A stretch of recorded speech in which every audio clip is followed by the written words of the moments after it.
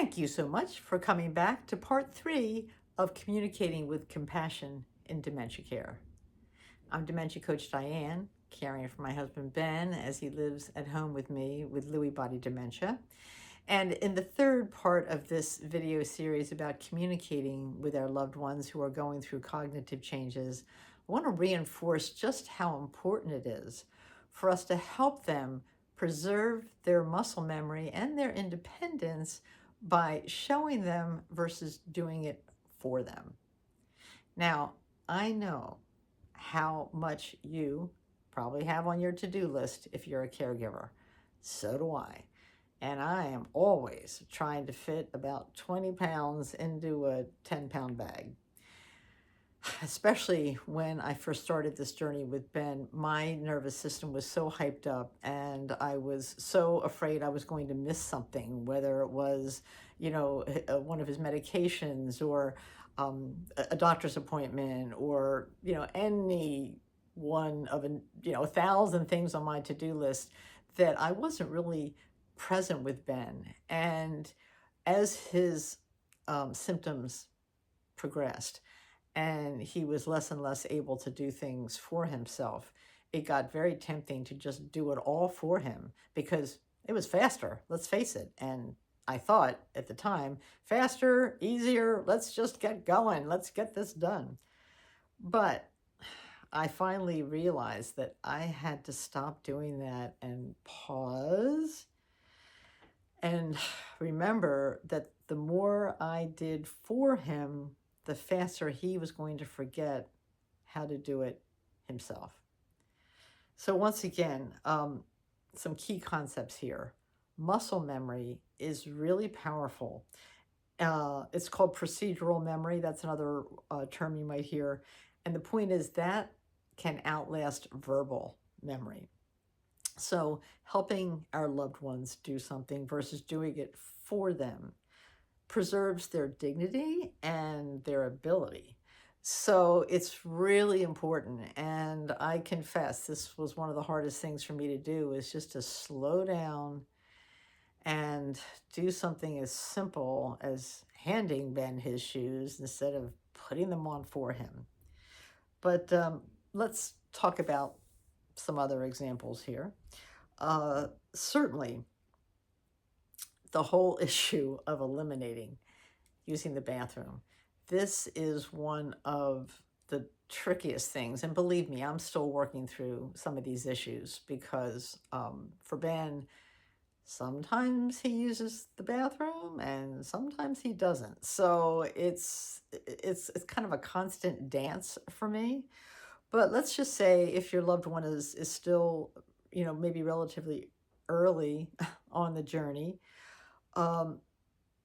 you want to help them get into, if you can, some kind of a schedule for going to the bathroom. In general, we need to go about every 2 hours, except for me. I'm trying to drink more water. It seems like I have to go every 10 minutes.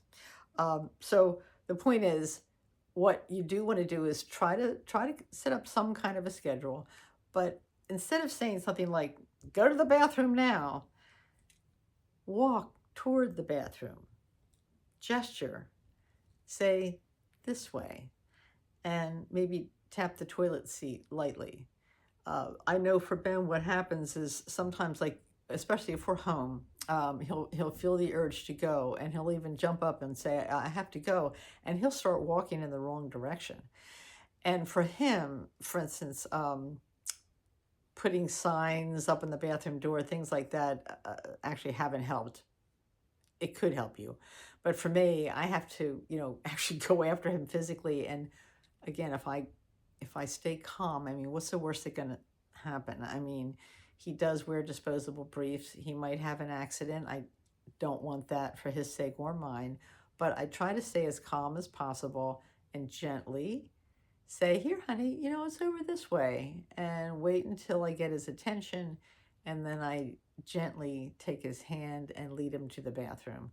And I go as slowly as possible because I don't know what it is in our culture, at least in the US. It's always like, I have to go to the bathroom real quick. I'm like, why real quick? How about, like, let's just calm down? So I do, as I said, walk them to the bathroom. If you need to, um, you might need to put your hand over their hand to help them undo their clothes, or pull down their pants.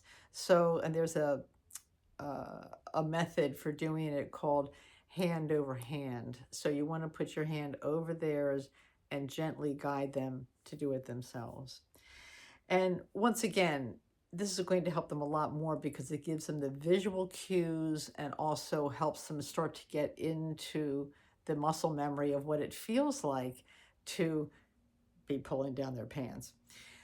The other thing, just to keep in mind too, for something like toileting issues, is that if they aren't using the bathroom, it could be because it's confusing for them to have to walk in and actually turn around. There are a lot of motions that are actually needed to walk into a bathroom, turn around, walk backwards, sit down. And so I know it's a little difficult to show your loved one about going to the bathroom, but there have been times that I've just sat down on the toilet and then gotten up and I've gestured for him to do the same. Not that big a deal.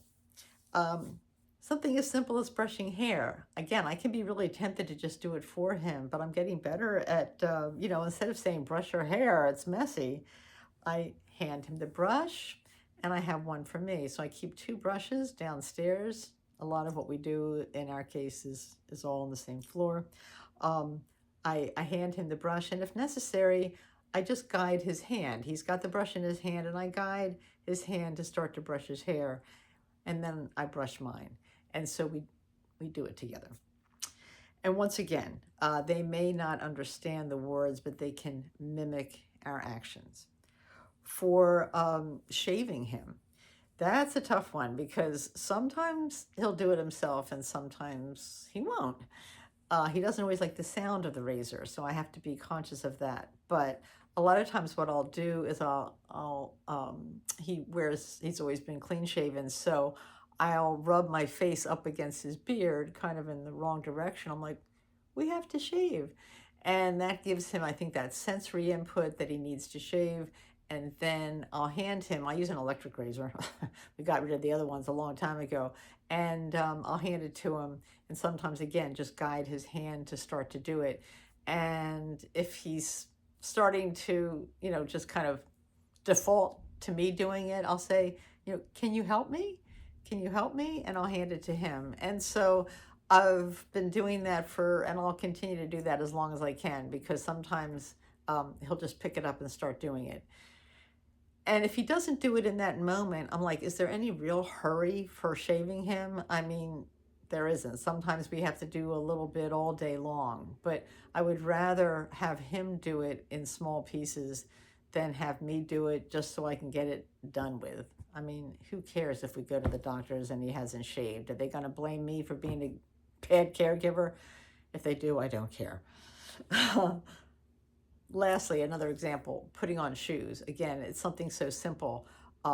And of course, you want to get them shoes that are easy for them to put on. We use Skechers. It's one of my favorite brands because Ben can easily slip them on himself. And so I am in the habit of handing them his shoes. And sometimes he walks around with them in his hand.